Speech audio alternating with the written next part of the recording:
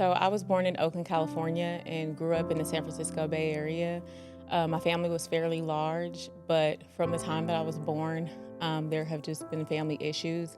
I didn't have the best relationship with either of my parents, and they divorced when I was under 2 years old. I went through a lot in my life and my childhood, a variety of kind of abuses. And it's funny because all throughout that, I always had an understanding of Christ.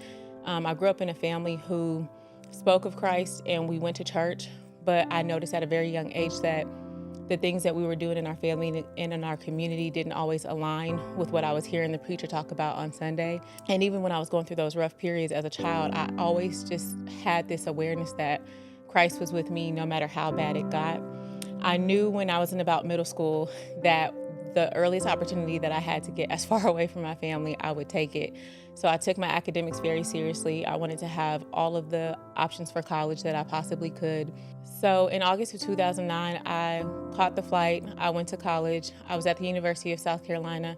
My college years were very tumultuous for my own reasons. I definitely had an awareness of God, but I completely went the opposite direction. And from the time Will touched down, I was living a lifestyle that I knew was not in alignment with the Jesus that I knew.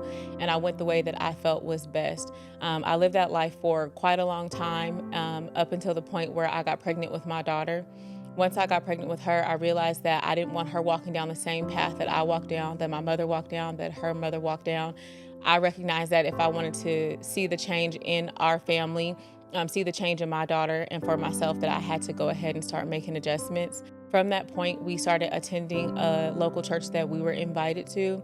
I jumped in head first because I recognized that I needed as much help as I could get. And I knew that the fellowship or being present with other believers who could hold me accountable and help me and walk through that would be most beneficial.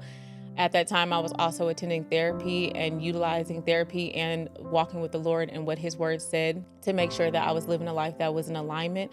Through that walk, I re-entered my relationship with Christ, started taking it very seriously, and did the very, very hard work of refinement. We talk about the fire, refining gold. I definitely went through the refiner's fire, but I knew that on the other end, everything that God has always promised me has always been for the good. From that point on, I can look at myself and I can look at my life and it's like night and day. I don't even recognize the person that I was pre and post Christ. I recognize the way that I speak, the way that I act, the way that I think, the way that I'm quicker to forgive. My actions have shown the fruit of that development. And so I take that walk very seriously. When people see me or encounter me, I don't want them to necessarily think that I have it all together or I'm perfect or that I do everything right or well. I really, really, really love sharing my testimony because I love to show people who I was. This is the clay that the Lord took and this is what He's molding me into. I love to see people also be molded by that same clay. I love that we don't have to come to Him perfectly, that when we come to Him, then He will allow us to walk with Him and make the changes that are necessary. And that's exactly what He did with me. One thing that I love about the Word of God is how when you read the Word, there are so many people who have made so many mistakes, a variety of mistakes, and He takes those who you feel like they have no way to come back and He gives them the perfect comeback story. I am a living testament that nobody is too far from God, that nothing is too hard from God, and that I take the Wake the Dead so seriously because that is what He has done for me, and I know that He can do it for other people. If I could speak to other people or even the past version of myself, what I would want you to know is that Christ is still available to you. He is calling on all of us because He really, really wants us that much. We do not have to earn it. All we have to do is accept it. I know that that can be a harder thing for each of us to understand because in this world we have to earn everything. The price has already been paid. There's no special thing that you have to do, no special dance. Just say yes, accept Christ, and that same change, that same development, that same love that is available to us is available to you. You don't have to stay where you are. Things can actually change, but the reality is it may not be able to change in your own might. That is one thing that I had to learn the hard way.